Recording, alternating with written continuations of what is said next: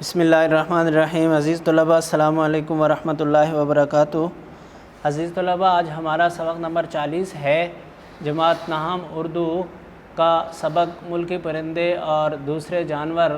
اس کی ہم نے مصنف کا مختصر تعارف کیا اور اس کے بعد پھر ہم نے اس کی بلند خوانی اور تفہیم کی۔ اس کے بعد ہم نے اس کے خلاصہ اس کا ذکر کیا، اور آج بچوں ہم پیراگراف کی تشریح کا طریقہ سیکھیں گے۔ مثال کے طور پر اس میں چونکہ یہ جتنے جانوروں اور پرندوں کے بارے میں بتایا گیا ہے، اس میں سے کسی ایک سے پیرا آئے گا۔ ظاہر بات ہے ایک پیرا ہوگا تو وہ مثلاً بلی میں سے آ گیا، یا اس کے علاوہ الو میں سے آ گیا، یا بھینس میں سے آ گیا۔ تو یہ الگ الگ یوں سمجھ لیں آپ کہ آپ نے ان کی تشریح الگ الگ کرنی ہے، ہر ایک کی الگ الگ۔ اور ہاں ایک اور بھی طریقہ ہے کہ مثلاً اگر بلی میں سے آ گیا تو آپ یوں ذکر کر سکتے ہو کہ تشریح طلب پیراگراف سے پہلے مصنف الو اور بلبل اور بھینس کا تذکرہ کرتے ہوئے اب انہوں نے بلی کا تذکرہ شروع کیا تھا، اور اس میں سے یہ بات کر لی، اور یہاں تک یہ بات کر لی۔ پھر آپ کہو گے کہ تشریح طلب پیراگراف میں یہ بات بیان کر رہے ہیں اور پھر اس کے بعد یہ بات بیان کر رہے ہیں۔ تو اس طرح سے آپ کر سکتے ہیں۔ میں ابھی آپ کو بتاتا ہوں، مثلاً یہ بلی میں سے یہ پیراگراف آپ لیں کہ سال بھر میں بلی سدھائی جا سکتی ہے، مگر سال بھر کی مشقت کا نتیجہ صرف ایک سدھائی بلی ہوگا۔ جہاں بقیہ چوپائے دودھ پلانے والے جانور ہوتے ہیں، وہاں بلی دودھ پینے والے جانوروں سے تعلق رکھتی ہے۔ اگر غلطی سے دودھ کھلا رہ جائے تو آپ کی سدھائی بلی پی جائے گی، اگر دودھ بند کر کے قفل میں لگا دیا جائے تب بھی پی جائے گی، کیوں کر یہ ایک راز ہے جو بلیوں تک محدود ہے۔ بلیاں آپس میں لڑتی ہیں تو ناخنوں سے ایک دوسرے کا منہ نوچ لیتی ہیں اور مہینوں ایک دوسرے کو برا بھلا کہتی ہیں۔ یہ پیرا ذرا بہت بڑا ہے، آپ سال بھر سے لے کر 1 2 3 اور اگر دودھ بند کر کے قفل لگا دیا جائے تب بھی پی جائے گی، کیوں کر یہ ایک راز ہے جو بلیوں تک محدود ہے، یہاں تک کر لیں۔ اچھا، اس کے لیے بچوں سب سے پہلے آپ جانتے ہیں کہ آپ نے ایک عنوان دینا ہے حوالہ متن۔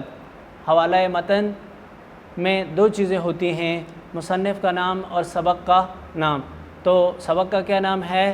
ملکی پرندے اور دوسرے جانور، اور مصنف کا کیا نام ہے؟ شفیق الرحمن۔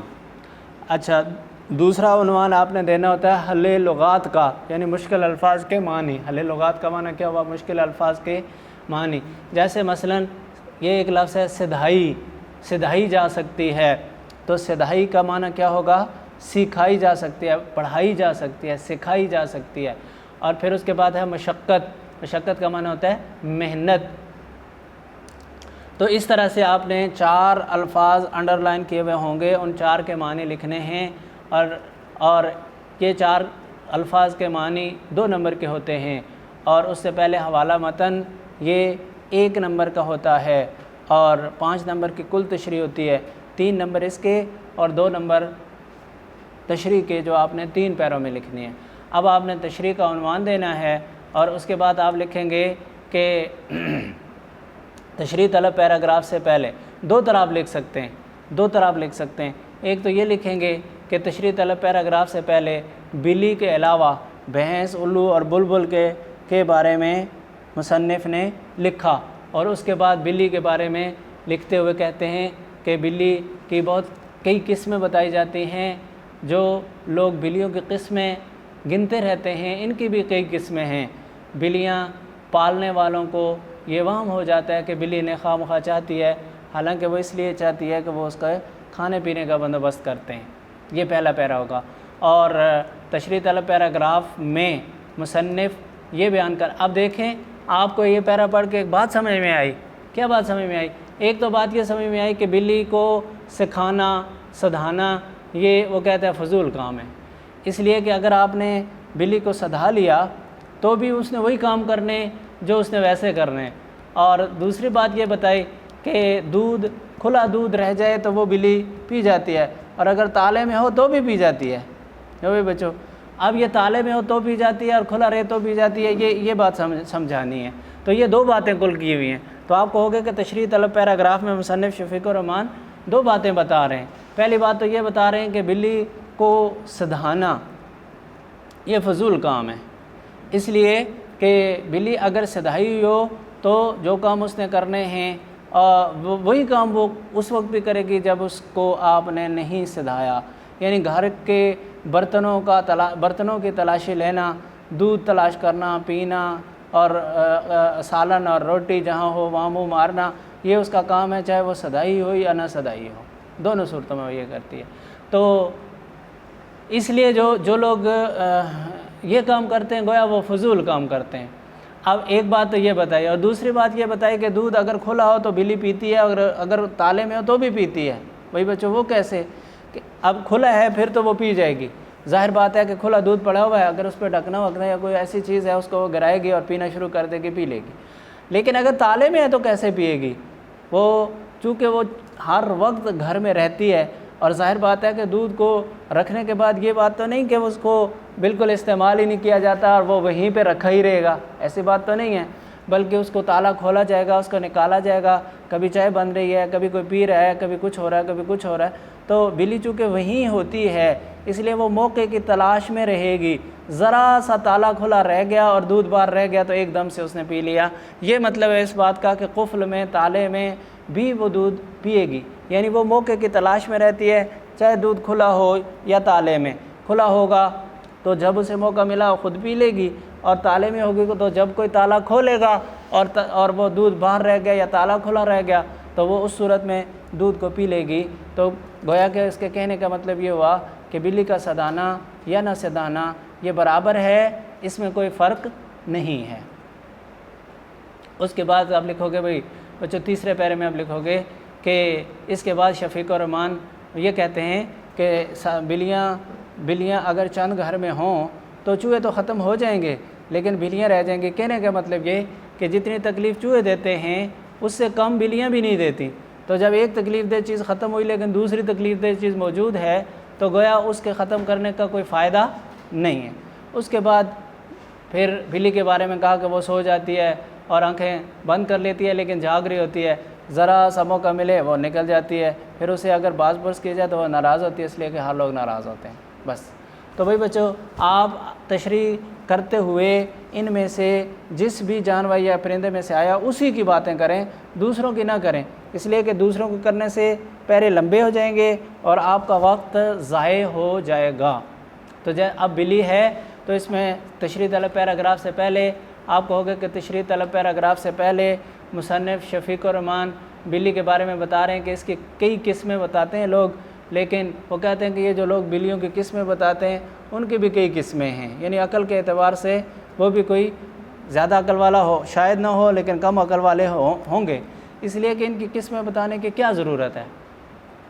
تشریح طلب پیراگراف میں بلی کے بارے میں دو بڑی باتیں شاعر مصنف بتا رہے ہیں۔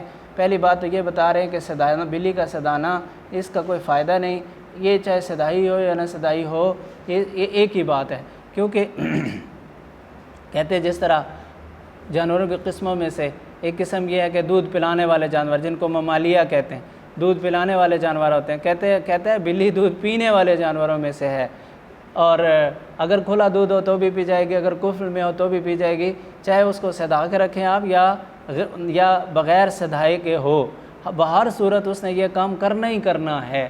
اور تیسرے پیرے میں آپ لکھو گے کہ تشریح طلب پیراگراف کے بعد وہ یہ کہتے ہیں کہ اگر گھر میں چند بلیاں ہوں تو چوہے اگرچہ ختم ہو جائیں گے لیکن بلیاں باقی ہوں گی، یعنی جس طرح چوہے تکلیف دہ ہوتے ہیں اسی طرح یہ بلیاں بھی تکلیف دہ ہوتی ہیں، اور ایک تکلیف دہ چیز ختم ہوئی اور دوسری باقی رہ گئی تو گویا کہ اس کا ختم نہ ہونا یا نہ ہونا برابر ہے۔ تو بچوں اس طرح سے آپ نے پیراگراف کی تشریح دوبارہ سے سن لیں کہ 3 عنوان ہوتے ہیں۔ پہلے آپ نے حوالہ متن کا عنوان دینا ہے، اس میں آپ نے 2 چیزیں لکھنی ہیں، مصنف کا نام، سبق کا نام، اور مصنف کا نام شفیق الرحمان، سبق کا نام ملکی پرندے اور دوسرے جانور، اور اس کے بعد آپ نے دوسری ہیڈنگ دینی ہے، دوسرا عنوان دینا ہے، وہ دینا ہے حل لغات کا، حل لغات کا مطلب ہوتا ہے الفاظ معانی۔ اب آپ نے وہ الفاظ معنی دونوں طرح سے آپ لکھ سکتے ہیں، لائن لگا کے بھی، بریکٹ میں بھی، پہلے لفظ لکھا بریکٹ میں معنی، یا لائن کی ایک طرف الفاظ لکھے دوسری طرف معانی لکھے۔